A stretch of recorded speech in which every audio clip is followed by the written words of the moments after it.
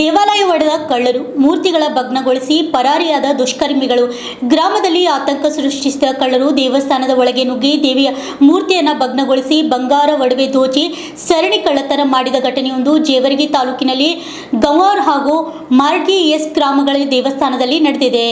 ಮಾರಡಿ S ಗ್ರಾಮದಲ್ಲಿ ಶ್ರೀದೇವಿ ದೇವಸ್ಥಾನದಲ್ಲಿ ದೇವಿ ಮೂರ್ತಿಯ ಮೇಲಿದ್ದ 4 ತಾಳಿ, 2 ಮೂಗುತಿ, 2 ತಲೆ ನೆಕ್ಲೆಸ್ ಹಾಗೂ 2 ಲಿಂಗದ ಕಾಯಿಗಳನ್ನು ಕಳ್ಳತನ ಮಾಡಲಾಗಿದೆ. ಇದೇ ವೇಳೆ ಗಂವಾರ್ ಗ್ರಾಮದ ಶ್ರೀ ಮರೆಮ್ಮ ದೇವಸ್ಥಾನದಲ್ಲಿ ದೇವಿ ಮೂರ್ತಿಯ ಮೇಲಿದ್ದ 4 ತಾಳಿ ಗುಂಡುಗಳು ಹಾಗೂ 5 ಮಾಸಿಯ ನೆಕ್ಲೆಸ್, ಬೆಳ್ಳಿ ಲಿಂಗ ಸೇರಿದಂತೆ ಅಪಾರ ಪ್ರಮಾಣದ ಒಡವೆಗಳನ್ನು ದುಷ್ಕರ್ಮಿಗಳು ದೋಚಿದ್ದಾರೆ.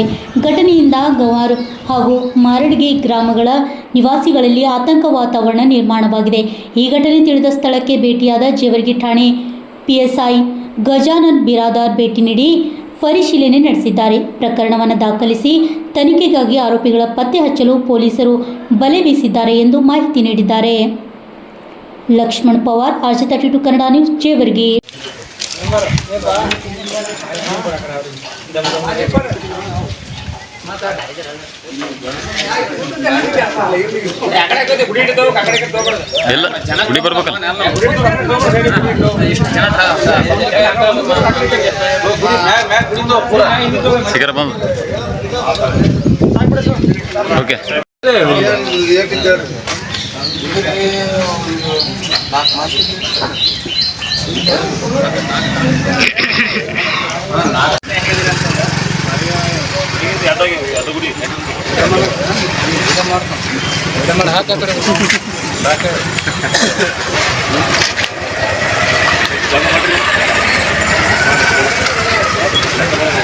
ಬೇರೆ